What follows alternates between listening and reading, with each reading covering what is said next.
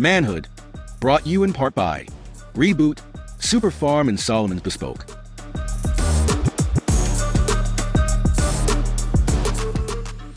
Welcome to another edition, another episode of Manhood, where we always aim to be better as brothers.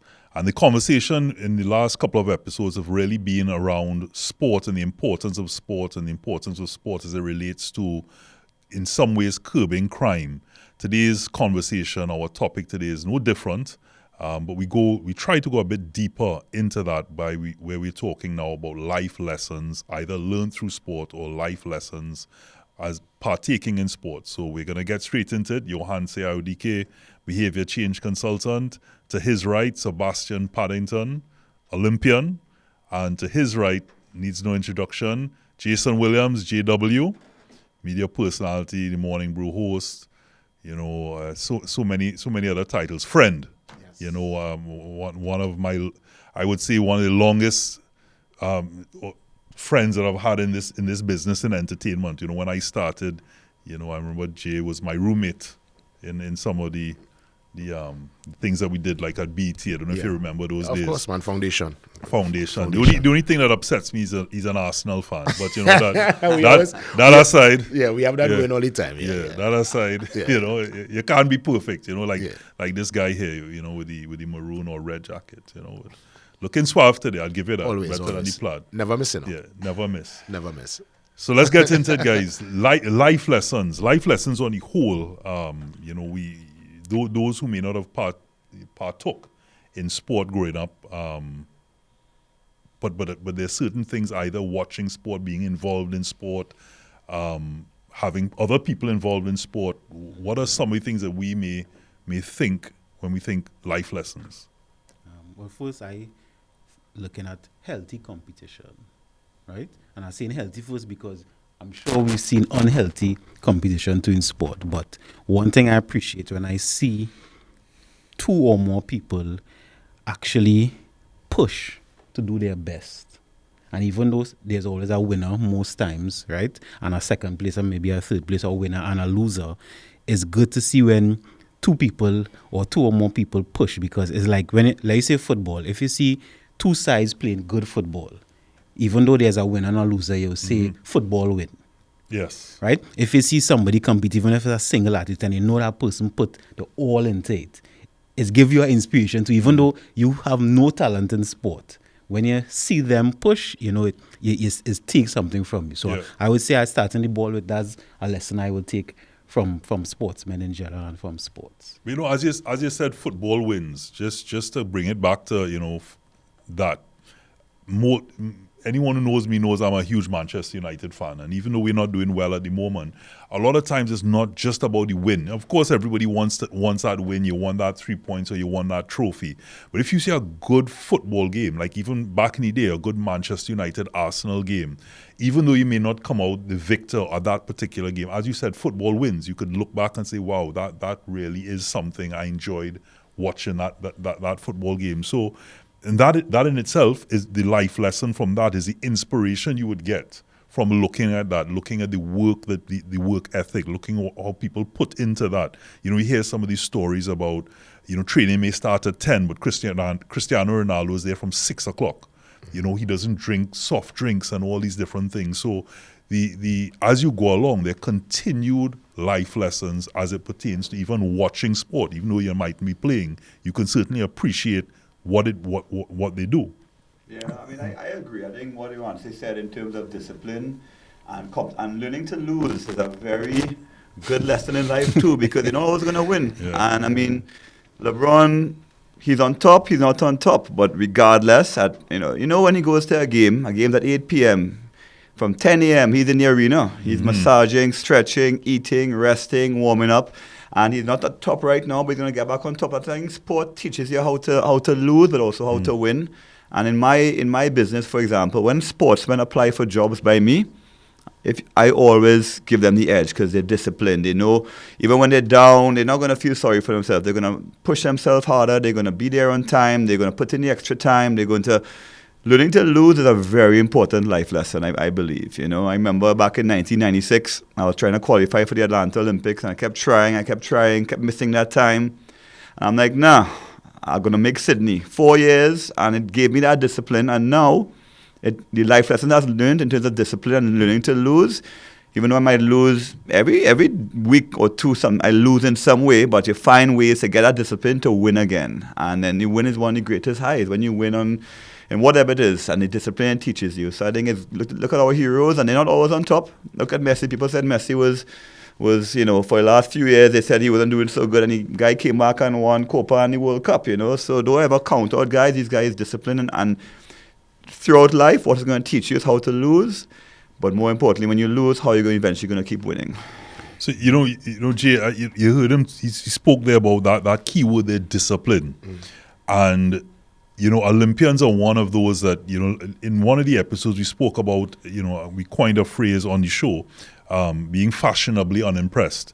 You know, where people, for example, Trinis have that mentality for the most part where, you know, if, say, for example, you make it to the Olympics, and we turn around and say, but they ain't going nowhere. They made the time, or look, it's cut all the way through.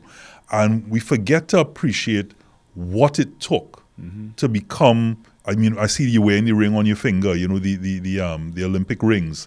And as you said, in 1996 at Atlanta, and to stay in the game and to continue to have that discipline, and that by nothing being guaranteed, because you could get injured, anything could happen, that commitment to get to Sydney in itself is a massive achievement. What is that drive? What is that why that keeps an Olympian, or keep people like yourself in that mentality to, you know, you hear that term bandied about all the time, a champion mindset.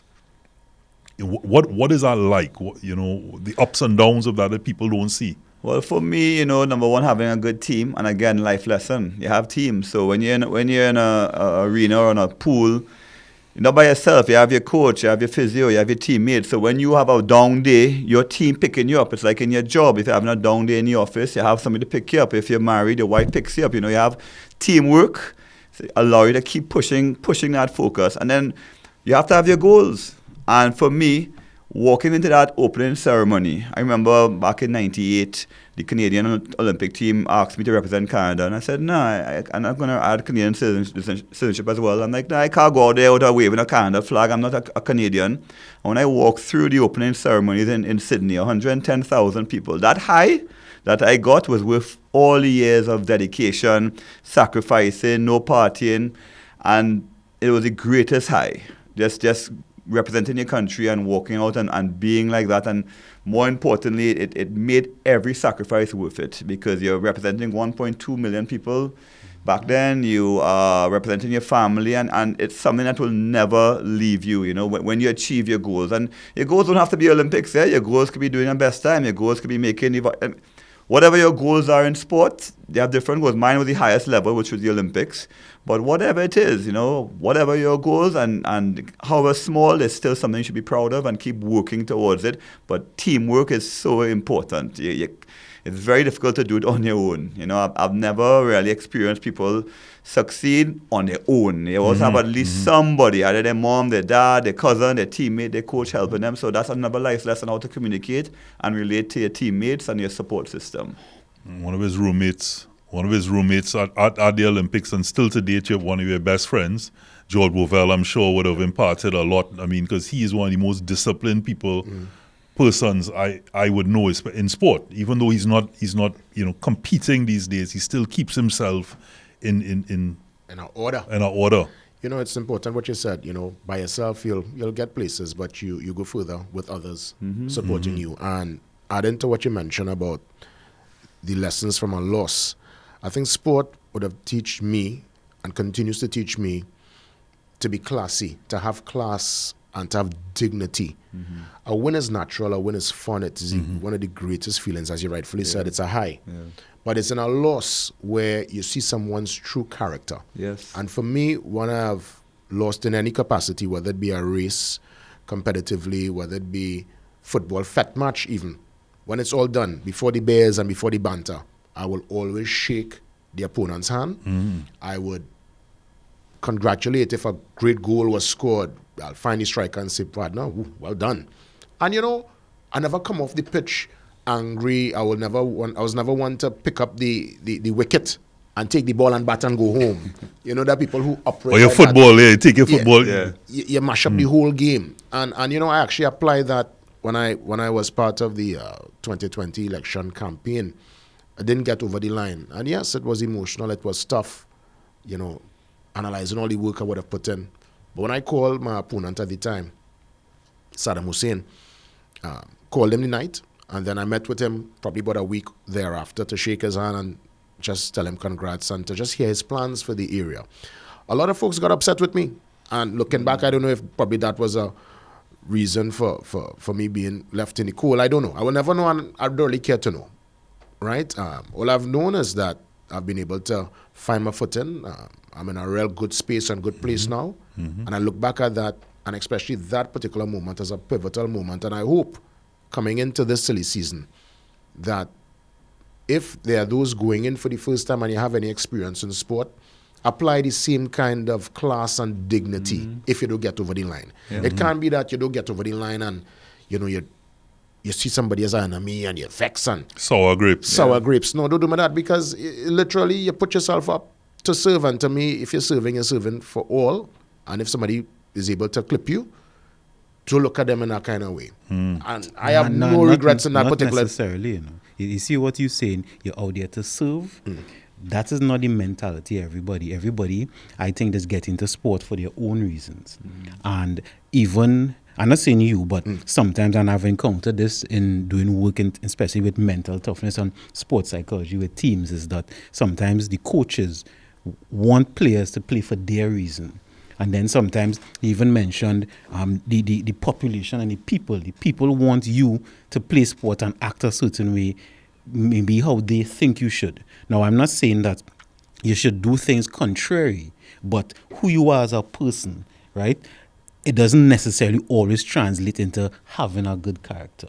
It doesn't always translate into being a good loser. Sometimes it might even be a good winner. Some people, they see their personality come out when they win and the bravado, and now they probably could feel it better than everybody. So I hear what you're saying, and I agree that that's what you maybe should do, but that's not always who somebody is. But to me, I think it's better to lose fair and square than to win by cutting corners. Yes. And not into that cutting corners. Not suggesting anybody cut corners in my particular experience. But my greatest lesson from sport was the ability to show class in a loss. I mean, I look at U.S. President Donald Trump and the fact that when he lost in 2020, he was not there to usher Joe Biden into the White House. He won this time around. Joe Biden was there to usher him in. And I'm saying to myself, look at that, boy. And I'm not getting into the U.S. politics. What they do doesn't, but I can't say doesn't. It applies to all of us. But I look at it from all angles. And I told myself, probably Donald Trump, I don't know if he played sport. I think he was good at baseball. From what I understand, I heard he was a good baseballer at some point. But I'm saying, in a loss, when you see people moving classy, I feel somewhere deep inside they would have had some kind of experience in sport, and they've learned how to treat and to deal with a loss. Because think about it, and you could probably relate to this. What about the athlete as they lose a finals or a major game? Media put a microphone in the face. Remember, you're going through so many emotions. Yeah. And that to me, you want to say, I mean, you deal with people's mindset. That takes real discipline and strength to be able to even speak after such an emotional roller coaster. If the fans feeling that way and they're going to harass, you can imagine the man or the woman who on the field and now they have to talk to media. Yeah. Oh my goodness. I mean, look at Simone Biles in Tokyo. She had a mental, almost I would say a breakdown. She had to leave the Olympics early. Everybody counted her out, and she was a quote unquote a big loser 4 years ago. And look at her now; she's back on top. The kind of mental strength and fortitude and discipline it must have taken for her without public pressure. And so now that she's gone through it as an athlete, nothing in life will faze her, And me, nothing in life will faze me, because I know that like right now, if I owe the bank millions of dollars, yes, it's a stressful situation. But because I've had those struggles in sports, I know I'll find a way. Once you're disciplined, I used to have my Olympic qualifying time on the ceiling of my dormitory. And every morning I wake up, I see the qualifying time. And for 4 years, I looked at that. So I think sportsmen at any level, once you're disciplined, it's going to carry you through life. And you're going to, unfortunately, in Trinidad and the Caribbean, mainly Trinidad, we have a real bandwagon society. It's very unfortunate. They're quick to push down our guys and so on. But I think we're trying to change our mentality. And I'm happy to see guys like Lara back on the campaign doing trying to do his mentorship with his book. I'm happy to see that, Shaka comes on once in a while and so I'm happy that these guys are trying to give back. We need more of that so the young people could see what they have to strive towards, So, one thing we're seeing here, that there are many life lessons to learn from not just watching sport, but partaking in sport and what sport gives you. Like we said, that mental fortitude, that stick-with-itness, the discipline, and there's so many other areas that we can talk about. And Jay, you said something a short while ago about what sport gives you to take into other areas of your life in terms of how you're graceful in defeat. Yes. And I want to share a story because part of what we talk about on manhood is it's a cathartic experience, and it's also you introspect and you recognize not just how you may be successful, but how you may show up in a negative light. And I want to share a story that is both yin and yang, in that case, alpha and omega, where I showed up in success and where I also show up in the negative with a defeat. Because remember, we also go into anything to win. And sometimes we're not always graceful in defeat. But we'll talk a lot more when we come back from the break.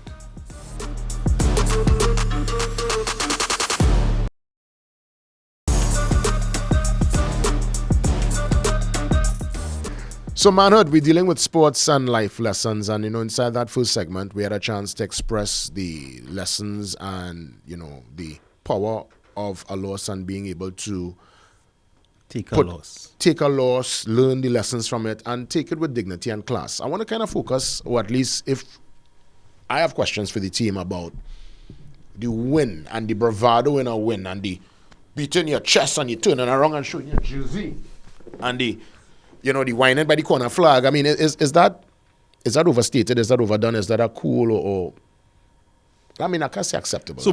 Acceptable is really, subjective. Well, but it depends. What is that about? It depends. What's your reason?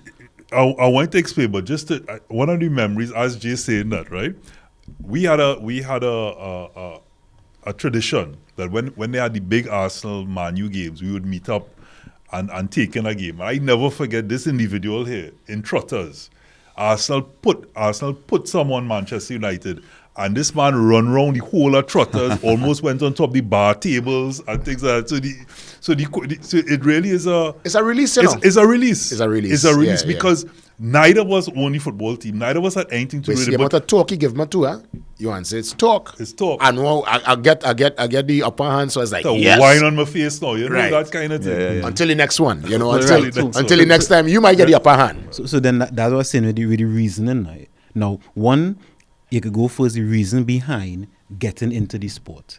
Because I'll give some examples. Dealing with sports teams, it have sometimes people get into the sport to support the country, to serve the country. But then how some people get into sport to get girls. How some people get into sport to be on TV. How some people get into sport to make some money. That people get in sport, thinking that this is the only avenue that they have to get a better life. So it depends. And then some people get in sport to show off on others. Some people, if you understand, I give them different reasons. So when you see somebody behave and react when they win, it's because of the reason. How they react when they lose is also because of the reason. And sometimes, I wouldn't say sometimes now, because we don't know the reason. We see sportsmen and sportswomen, and we also project our own thoughts and our own mentality on them. So when they act in accordance to who they are, not who we think they are, sometimes we have a problem with it. Even expectations, sometimes we put so much belief in our athlete, so much trust that when they down, we also feel down, Yeah. And you have to remember, sometimes we think that these athletes are superhumans. And you think they're almost like machines and they're expected to perform day in, day out. I remember when I wasn't a very good swimmer. I was like Trinidad champion. I thought I was hot stuff, I'm champion of Trinidad. And I went to a meet in Atlanta. And there was the Olympic gold medalist. And I remember meeting him in the bathroom. He was in one urinal, I am in the next urinal. And I'm like, this man's Olympic gold medalist. Like, I got Ian Thorpe. You might know about Torpedo. Yeah, and yeah. he was a normal person. He's like, hey, how you doing? Where you from? And when I realized that this guy is human. But when you see these guys on TV and you see these guys on newspapers and magazines, you don't appreciate that they're human, that they have human feelings, And the kind of pressure that they're under, day in, day out to perform, cameras on them at all times. And sport at different levels. It's so competitive, you're like a finely tuned race car, so we have to be mindful. These are human beings that you're dealing with, and that you have to appreciate the length of sacrifice that they go to perform at that top level for whatever reason it is, like Johansi was saying. How you feel about the mental games that are played in sports as it applies itself in actual real life, in the workplace, in the competitive, let's say, corporate world or business world? Because to me, sports is plenty mental games. Right. And you see people, like people using sometimes excuses if you don't go over the line. Or we have known, I don't know if all they do it, but you're running a 100-meter race in your daddy's race in school. And you figure you're the best daddy, and you take off, and some other person, daddy, go and pass. And all of a sudden, you pull up. You have no cramp, no hamstring bust. Yeah. But your car, there's a mental game. Because your car showed to everybody else that, but it's all Alex I getting in from these people. Yeah. So lots of mental games play off, and people sometimes say words or try to act a certain way to throw you off. The refusal of a handshake. Somebody snubbing you. Coming in a room loud. As the biggest man in the room here. Yeah. It's amazing how sports can sometimes reflect life in that aspect. So when you say that, like, for example, if we take, say, a Manchester United and Arsenal, or anybody that you support, let's take, for example, the Cristiano Ronaldo, Lionel Messi constant argument, where they call somebody a Pinaldo fan or a Messi fan. What it comes down to is you've decided to support this person. So the pressure on, say, even when you spoke about Ian Thorpe, that you're going out there and it's not a matter of just you having to compete for yourself. You are now having the persons who are your fans, who are supporting you, who are believing in you, who have spoken on behalf, who are taking you on, even in their conversations, to like, I have made a decision to back this person. And because you've made that decision, nobody wants to be wrong. So, you always give the arguments to why that person is better. So when they lose, it's an insult. Yeah. It's like you're not putting you in a space that you now have to defend. Okay, well, my decision was wrong. It's not necessarily wrong, but it's an ego. It's an ego thing in a big way. And I'll say that, as I said about ego, I was telling you before the break about something when you mentioned about being graceful in defeat and how it has shown you many lessons. And I could say that I unfortunately have erred in that. In many respects, I have not been graceful in defeat as a competitor, where I go in, you go into anything to win it, right? Mm-hmm. You're not going in there to partake. This participation medal, I am not about. If you are doing a marathon and the accomplishment is in completing a marathon, but if you're playing a football match, even though it could be a sweat, you want to win. Mm-hmm. If I'm playing pickleball, you want to win. And there are times that during the match, I might be like, ha boy, and the same showing my number and things like that. Mental games, but also in the defeat, even though it meant, because I went in there to win it, even though like I said, you go in with that mindset, and when you don't, it's almost like sour grapes at that point. Whether you can shake the person's hand, but in your mind, you're telling yourself, yeah, it was just a game. It's just that didn't mean much to me. But you're lying. But I think it's good to hear talk about the athletes. But you touched on a point earlier when and trotters and supporting the impact that sports have on lifestyle. For non-athletes, I think that's something we should talk about a little bit as well too. Because yes, you have how it impacts you as a former athlete, but there are lots of people who never played sports. But let me give some examples. CPL. That's the biggest party now in Trinidad, in the stands, and most people in the stands aren't sportsmen, but they're having a great time and loving life because of sport. When you think about Jamaica, do you know about the Prime Minister's name or Bolt? And I'm asking another question. What is one of Trinidad's best days ever in history to be a Trinidadian? When we qualify. 2005. Not when we win an election, or we build a big building. The 16th of November.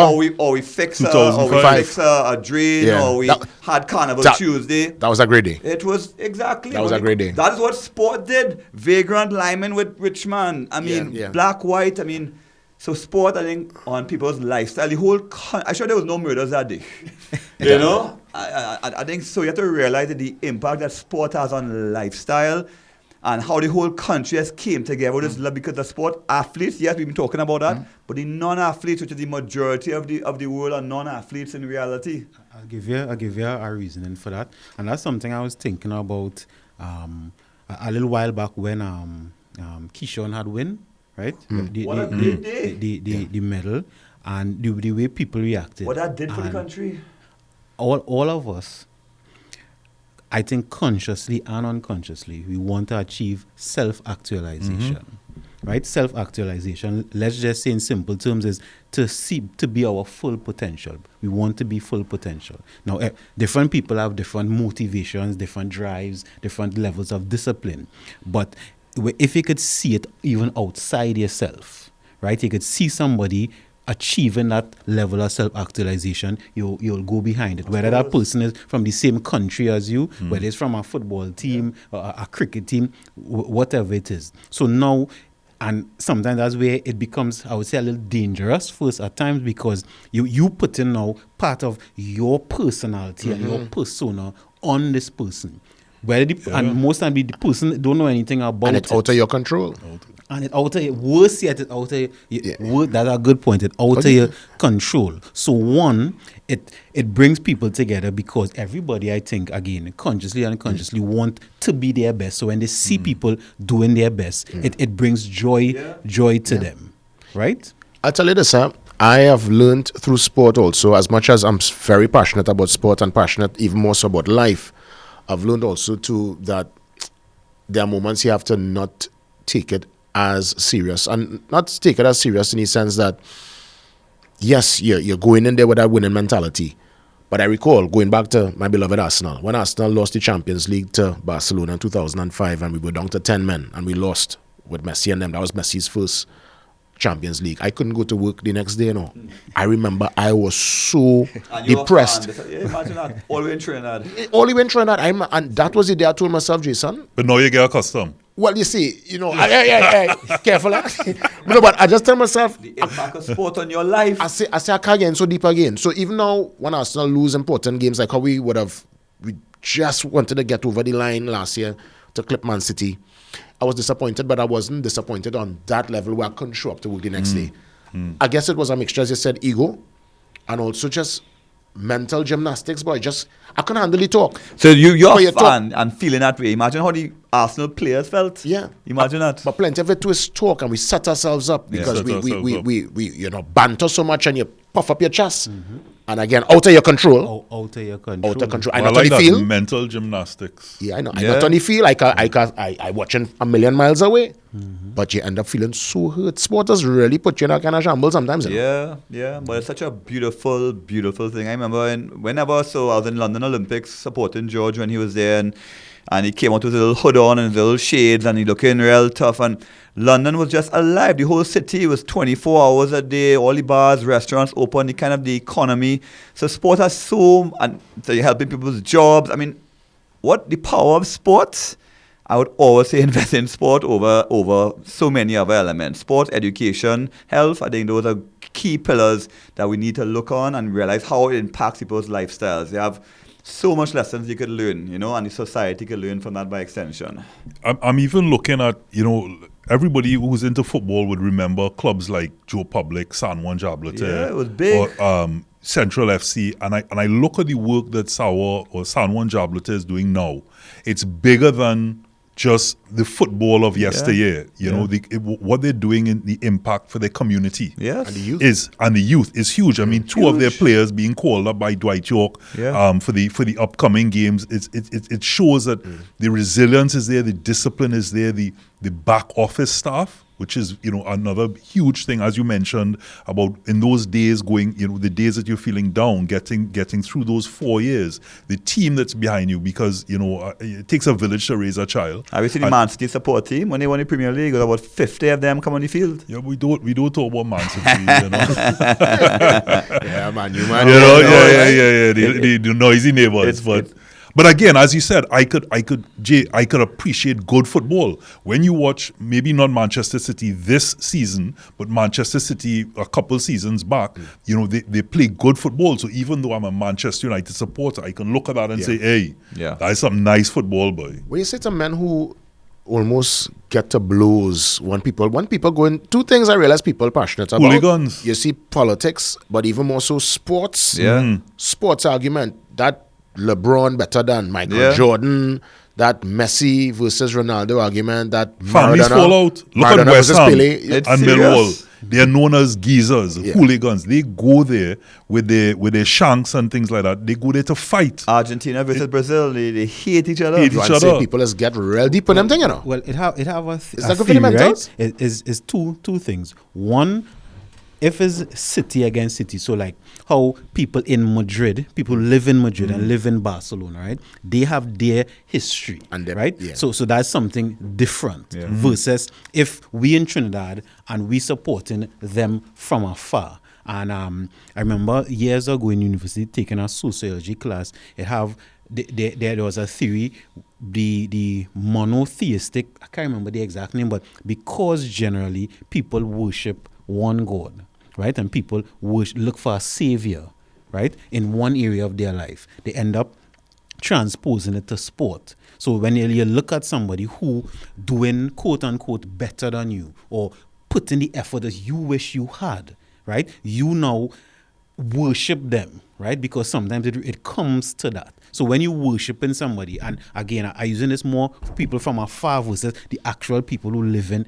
the cities. So when you worshiping somebody, right, then think about it like a disciple or a devotee. So if your God, quote unquote, didn't do as good as you want, but you still worship, right? Because when you worship somebody, they can't do no wrong, right? And so then when somebody else, so now it's like religious people arguing, my religion better than yours, and you'll never win that argument. Yeah, it's true. And I guess that in itself, could be applied to life because smart people know is to stay away from those kind of arguments. But from the time it started to get personal, now don't get me wrong, we will have our banter, but it never got to a place of disrespect. It never went to a place of like a real dig. It was just the football But we cool because at the end of the day, as Robbie says, the football is what wins. But I've seen people in bars, Robert, nearly to blows. And I'm saying in Trinidad, I say half of you never went to Old Trafford, you never went Stamford Bridge, Again, you never went to the Bernabeu in Spain. If you worshiping, if sometimes you in yourself you don't have that, right? And I'm saying that we could always explain, but if you don't have that and you're looking for it in somebody else, then it will be that serious. But I know we had to go to the break. But I just want to say that it is not just that you're looking at the particular side or person as a god. Yes, you may have that feeling towards them and that passion towards them, but it's also, I think that egotistical attachment, like this is who I am backing, so then this has to be the best. And if you don't agree with that, then we have a problem. And I think it's the attack is more on how dare you than the actual football team in itself. Yeah, I guess when we come back from the break too, I would love to see that passion for stuff local too. The way some agreed. You gained it. Yeah. When we come back, I guess when we come back. Agreed.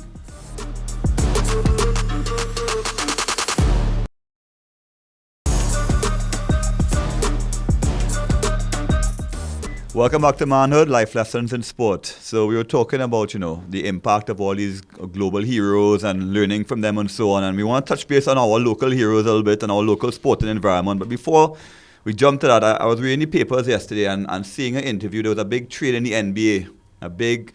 I think a guy from Dallas, Luka, went to Lakers, and then Antonio Davis went to Dallas. And they interviewed this guy. He was at Dallas for 7 years. He led the team to the NBA Finals, and he woke up in the morning to find out he was traded.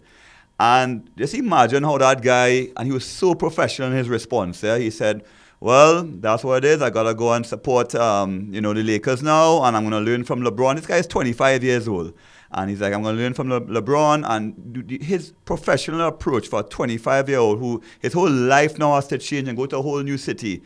I've been around for a while, and I've learned so much from how he handled that whole situation. I think some of our local politicians and local people could learn how to handle things professionally. I think it'll go a long, long way how to deal with things professionally. And I won't say not emotionally, because they get emotional, but professionally, in a disciplined way. So, Sebi, you and I always have our own banter because for those who don't know, Sebastien and I, we swam for the same club for years, Blue Dolphins. And for me, when I Sebastien was one of the best swimmers when you enter that club. So, you look at people that you have to compete with. It was Sebastien, it was his brother Luke, and another guy called Michael. And of course, when you progress in your lanes and get better and better, of course, you want to take people out. It's like, okay, well, I need to be the alpha in the pool. And my recollection, whether it's right or wrong, I would remember some of our international or regional meets. I would say, well, Sebi, I remember cutting your ass, and then he would chuckle and say, nah, that didn't happen. And it's always the peacock in wanting to be the best or be better and have those particular conversations in those environments. And I'm saying that the Trinis, not all Trinis, I want to make sure and say that, but we have that peacock, as we said. You and I don't take it to that level. Sebastien and I don't take it to that level, but people do. And to the athlete, and I always remember when Keyshawn Walcott got bronze, and we put out there that Keyshawn failed to win gold. Ridiculous. It hurt me because I knew the kind of work Keyshawn Walcott put in. I was there along some of his journey. I cataloged it. I had good conversation with him, and to hear that when someone puts in that and what they've achieved, and that's the way it was reviewed, hurt not just a fan, but Keyshawn's a friend, and the athlete then in turn could then look around and say, well, I do it my thing, I will continue to do my thing, and to safeguard their space and their mental, they probably then have to say, listen, I had to lock all your naysayers and negative people out. And therefore then we look at them and say they're cocky, but really and truly, you've created that. But in a way, it applies to life. Again, that is, again, sport reflecting and being a mirror of life. Yes, ultimately, in the real world, you're as good as your last performance. Yeah. So ultimately, yes, you got the goal, you won this particular game, but if Bravo gives us 3 wickets in one game, and then in the next game, in his last over, he's expensive. A man hit 30 off a Bravo. 6 on 4. People, and I've seen people, waste down Bravo. Imagine a man like Bravo. Yeah. I'm saying, my God, look how they treat Lara. How they treat Lara. Are we shocked then when they behave, when they perceive behavior is one of shunning, or they feel it too good? It's because that's why these kind of shows are important. Number one, for education. When George retired after 5 Olympics, the headline was not George Bovell retires, but George gives up. I mean, this is ridiculous. George gives up. And so instead of the population understanding what he went through, that's why we need the government and the private sector bring these heroes in, let them go to schools, let them tell their stories. So you're not just reading what's in the media. And share with us, because again, you want to say being a man who deals with mental capacity, could elaborate. The reality is the toughness that these athletes show. To me, that sometimes is the toughness required for this thing called life. Life is beautiful, but there are moments where you have problems in relationship with finances, in your workplace, and you have to stay strong and tough. And you can learn from these guys. You can learn from these people. You see, yes, you can. So Sebastien, I definitely agreeing with you with them sharing the story, and that's why when Atlantic used to have these ambassadors with sports, used to go around to school. I find that was a real good idea. Great. But what you were saying before, Robert, when actually first segment when you say sometimes the population just forget how much work goes into it. They can't forget because they don't know. They don't know. Right? People don't know how much work is really going to an athlete, so they can't apply it. Because when somebody look at a quote-unquote icon, right? If you, as a sportsman, you're supposed to do that. They're not really looking at you as human, right? And I'm not arguing whether that's right or wrong for now, right? If you play in football, you had to win. If you're pelting the javelin, you had to get a goal. If you're going to the Olympics, you had to get a goal, because I see it as that.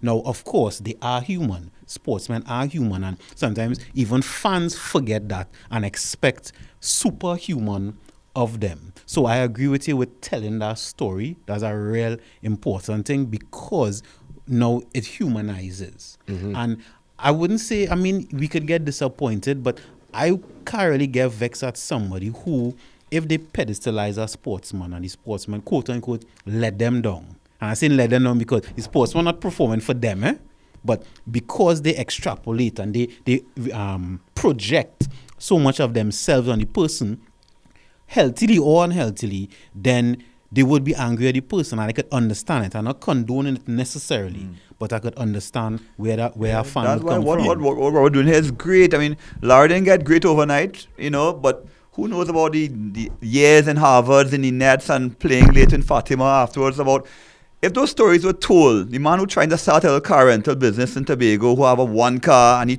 he might say, oh God, it's a year and I ain't making no money. But if these guys see that their heroes went through years of discipline and sacrifice and ups and failures and downs before they got to that point, it would help so much people, because you can't just come. I mean, yes, they come out sometimes and make money right away, but it takes years of discipline and sacrifice unless you're going to thief money.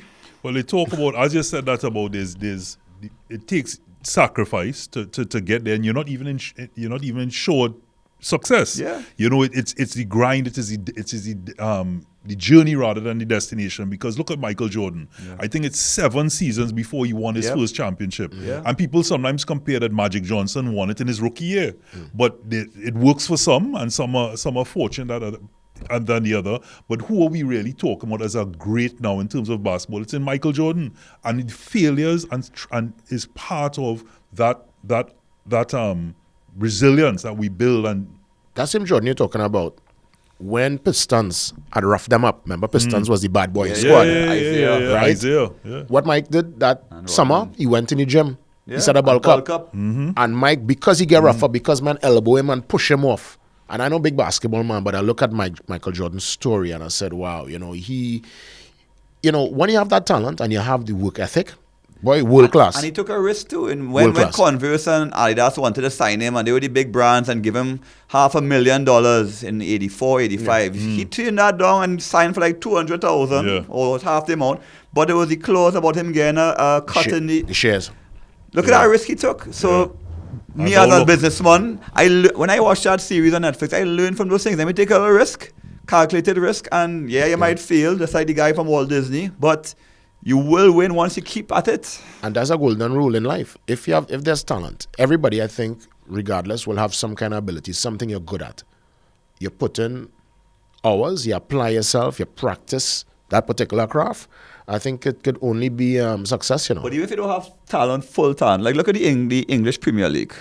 They have I would say 50% of the players, roughly, aren't super talented. They've just been in the academies from young. They're disciplined. They know how to trap. They know how to pass. They fit. Good at the basics. They have the good at the basics, and they play in Premier League. A man like Dwarka, one of our greatest talents ever, by having certain, discipline, challenges and whatnot. I mean, he could have been the greatest footballer too. So discipline is really, it's so important. That's a big statement, especially when you have people like Ricardo Alliong and Russell Latipi and these players out there. But I get what you're saying. Talent won't take it all the way. Because I remember you sent me a video to Sebi in his he's still trying to hold on to this Olympian thing. He did a race with Dylan Carter the other day. And he sent me a video and he said, you feel you could make out who's who? And I tell myself, you realize that even Sebastien, who keeps himself fit and is a former Olympian, well, not really a former, he's always an Olympian, and his talent, you could just tell from the time Dylan Carter dove, from the time he pushes off, I mean, you're ahead of the game.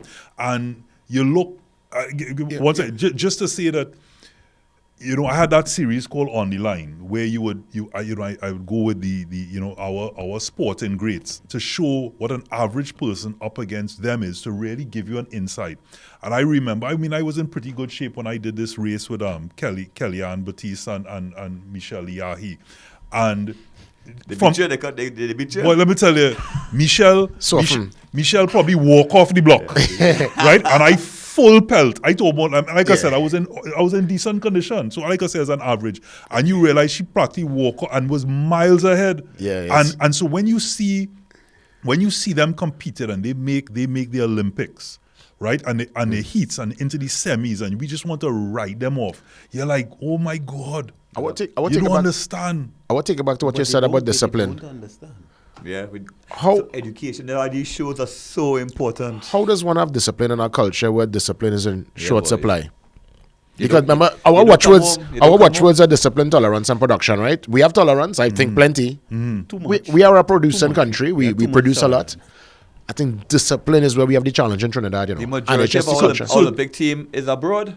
When we were greatest in our football, majority of our players were playing abroad. Yeah. It's unfortunately we can do it. I mean, J.U. Gordon trained locally, God was world champion. We can do it with the right mindset, but it's until we have it But they becomes, plateau. Yeah. By the time they go out there, they peak because they've had to do it with natural ability because the system wasn't enabling for And that. they're human when you have all them women whining on the road in carnival, and That's true. you're There's that. It's difficult to be so disciplined, loud music pumping. Somebody say, "Hey, come and eat a roti." It's so difficult. You can't eat a roti and then you go and compete. So you're blaming the fact that we are the hottest women in the world. No, I'm just saying that. So if I had a choice, they have the hottest women in the world or be the best in sport, I feel I'm going with the. But Barcelona Academy, Port of Spain Carnival Tuesday. Chalk and cheese. So is it, a lot of times there's this call with it for crime, like to curb crime and to have areas, as you said, discipline, tolerance, production, right? So is it that we instead of looking at maybe a system of having a military period, where you have countries that do 2 years of military service, that we need to have more focus on ensuring that it's almost a must, not PE, not through physical education, that you must partake in some sport. Kind of sport. Because I look at my son, for example, swimming at Marlins, that 8 years old and just doing phenomenal now. He has a soca song to sing and he's singing it based on the amount, all he doing is swimming. Land training in the morning, swimming in the evening. And he part of it, he ran the other day and he fell and he cut himself and I got about 3 or 4, pardon the phrase, white man, right? And the coach picked him up and he said he was crying inside. And he said the coach picked him up and threw him back in the water and he had to continue to swim, right? And he came back home and told me that. And I told myself, that's all part of that discipline that I've said to him, that even on the days, Jay, Sebi, Johan say, that he goes, I don't feel like going swimming today. I said, when you could give up swimming? On the days that you want to go. On the days that you feel like it and your friends are going to be there, that if you really wanted to stop, you could tell me on those We did days. change the culture. Central Park has runners 12 months of the year. Winter time men running. Lady Chancellor, November to February, pack out. Carnival time. So, Carnival is a big part of us though. So, yeah, but we need to change that, and that's why we have to have our heroes. We have so many heroes that can just come out and they would love to be here, but they're professionals. They can't say, hey, come down tomorrow and expect them to leave their busy schedule wherever they are, You said as we spoke about Carnival, right? Jay, you were telling us something at the break, and even though it's not a life lesson of sport, it's a life lesson around Carnival and soca, what the impact Boy had on you, for those who don't know Marshall Montano, and how a moment came full circle for you. Oh yeah, introducing Marshall for years, watching his work ethic. Marshall was, to me, still is like an athlete. His energy is one that people used to feel, and I used to want to give him back that energy in terms of my introductions as a master of ceremonies on stage. So much so that in our brass festival, introducing him and nearly faint. First I ball out, Marshall and ecstatic! I was winded. I nearly collapsed on the stage, and then in DC years after, with Balance alongside Blaze, Marshall introduced us, and I remember how beautiful it felt. It felt like a a real victory, and we had our victory lap together on stage, dancing and performing these songs. So that'll be a memory that will always stand out to me with Marshall. You know, the king of soca. Yes, man. And you live with your idols. Look at the guy from Barcelona, the young 16 or 17-year-old, and when he was a kid with Messi. Yeah, and now they come full circle. And Messi hold him. What are the chances of that? Now they come full circle. Yeah. And that's the beauty of Messi, sports. Ronaldinho did that with Messi. You see it. The Midas touch almost. Yeah. Midas touch. Yeah. So if we sort of go around, you know, in terms of, you know, the topic here today is life lessons in sport, but life, you know, even outside of sport, as you mentioned, Sebi, even if you did not compete, you weren't a sports person, the life lessons that are still around that, whether it be family, whether it be that you support, even if you're not into it in a big way. Let's face it, when World Cup comes around, you're watching it. Yeah. When Olympics comes around, you're watching it. You can still have certain levels of admiration behind a Simone Biles or seeing Usain Bolt run. You have admiration for the supreme talent that is being seen and witnessed, and especially in our lifetime. And that does have its own ripple effects and changes to our life. You know, the underdog story, and also boxing above your weight. You know, as Caribbean people, like to me, when I saw Juju from St. Lucia on that stage. I mean, St. Lucia population is what? Probably 200,000? Yeah. 100,000, so much, not a million. Imagine that. To have a girl from that population running against places with 300 million people and winning. Yeah. That is our victory. I feel it's like almost sports gives you a sense of hope and makes you realize that, you know what, boy, I could be recognized with hard work. I too could rise to the top against the rest of the world. How proud are you when you go to London and a guy say, where are you from? Say Trinidad. And you say, oh, you know Lara. Oh, yeah. How proud do you feel, and what is for your ego and your mental? Yeah, I'm a Trini. You're wearing your tracksuit. Culture and sport is our biggest export, you know, as Trinidadians. That's what we're known for across the world. Yeah. We're known for the carnival, and we're known for the likes of, White York. So then why in our national budget is the Ministry of Sport and Ministry of Culture? Well, that's a whole different conversation. Wait, that's an next as we say, the views and expressions. Next episode. It's so important. It is still a good question to ask. We're not getting into it, but it's a good question to ask because we have enough evidence. Of course. Locally, regionally, and internationally to prove the value of sport. I know my son doing essay in 2 months, and I mean I love the school and teachers, but he's doing maths, creative writing, and I think it's grammar. If you're not good in creative writing, maths, and grammar, you could end up passing for a school that's not that great or in some not great location, and that can affect your whole, you know, if you're a good cricketer or batsman or footballer. So why are we so focused on those 3 subjects at 12 years old? Why aren't there academies for these young kids like in Cuba where they can go and they pull that talent? Why you have to be a parent spending money on their private funds to go and pay for a private club and a private coach? That's what we need. We need academies and that's what we need. I mean, imagine we're too focused on the wrong things. But academies for all, because I mean, just to touch on it, because I know Cuba does it. But I know we go in over time, but again, you know, the discussions are always great.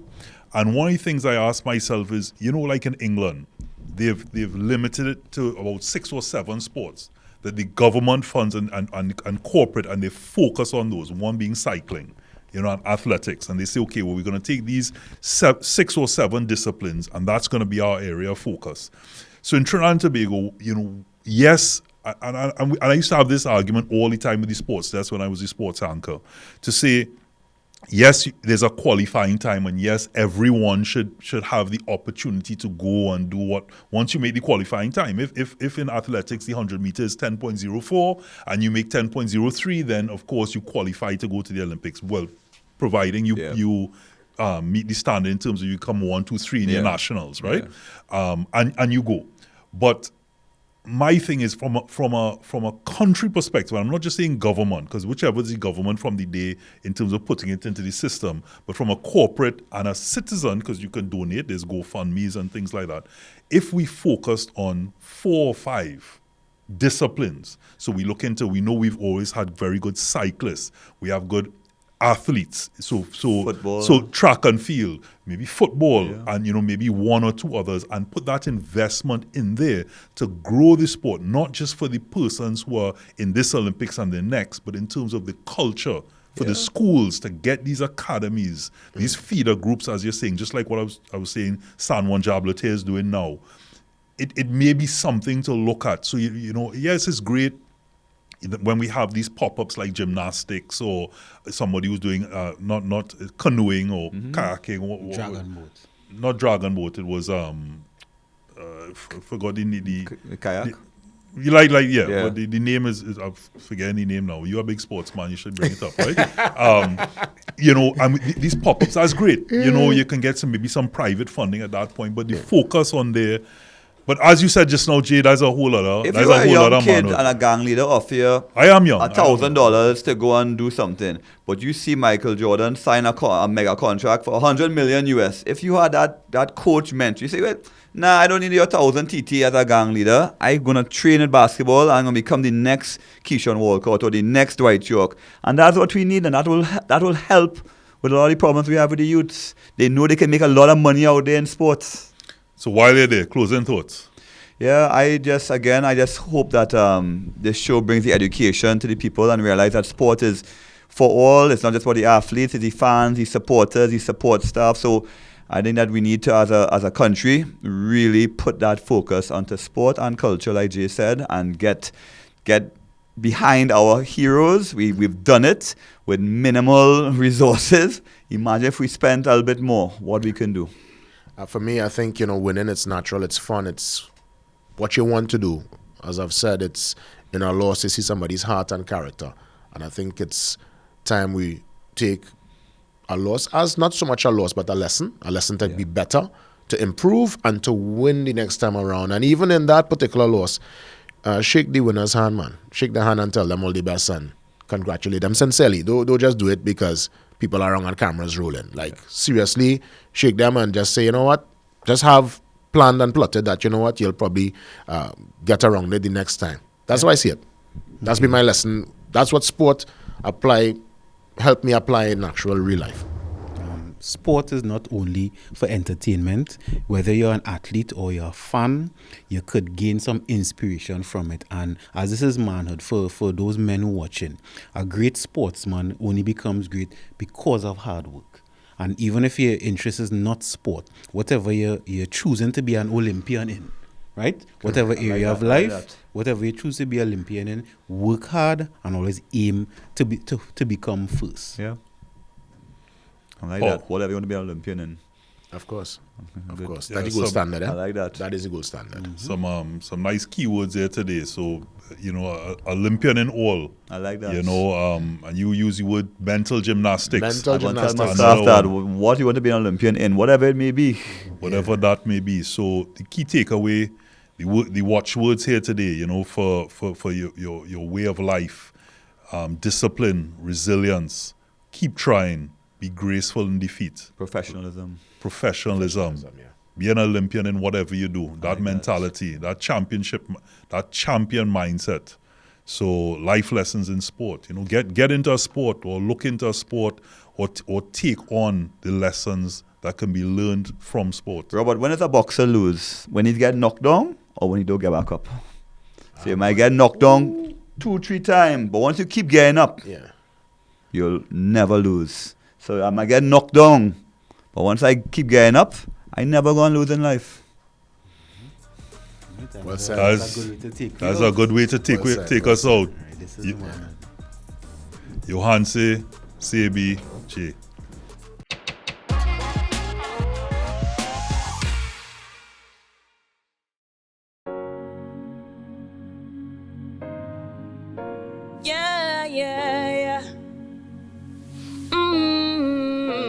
Yeah. Wanna na na na na na na. Wanna na na na na na na. Ooh, yeah. Sometimes life rough and you want give up, cause nothing nah go nice. When you feel like you just had enough and you can't go by. When you smile through the pain in your life, but you really walk right. When the burden's too much and you feel like give up, boy. Life and we journey, sometimes easy, sometimes hard. Have to fight with your might and strength, but don't forget your heart too. In your heart you're a lion. In your heart you are a lion, yeah. So you fi shine your light and win your fight like a champion and say after me. Never give up in a life, and me know you are a champion. Never give up in a life, and me know you are a champion. Say wah wah wah wah wah, because the little bottle. I see a little bottle, yeah, yeah. Never give up in a life, and me know you are a champion. Never give up in a life, and me know you are a champion. Never give up in a life, and me know you are a champion. Say wah wah wah wah wah, because the little bottle. I say a little bottle. Never give up in a life, and me know you are a champion. Resilient at heart and strong in your spirit. High time for me big up my people. From your trust in a God and fight in this life you go win. Cause Yahweh not gonna leave you. In your heart you are a lion, yeah. In your heart you are a lion, yeah. So you fi shine your light and win your fight like a champion and say after me. Never give up in a life, and me know you are a champion. Never give up in a life, and me know you are a champion. Say wah wah wah wah wah, because the little bottle. I say a little bottle, yeah, yeah. Never give up in a life, and me know you are a champion. Oh whoa, oh whoa, whoa, yeah, yeah, whoa whoa whoa whoa, yeah, yeah. And I see, yeah, yeah, yeah. You are a champion, champion, yeah. Never give up in a life, for me know you are a champion. Never give up in a life, for me know you are a champion. Say wah wah wah wah wah, because the little bottle. I say a little bottle. Never give up in a life, for me know you are a champion.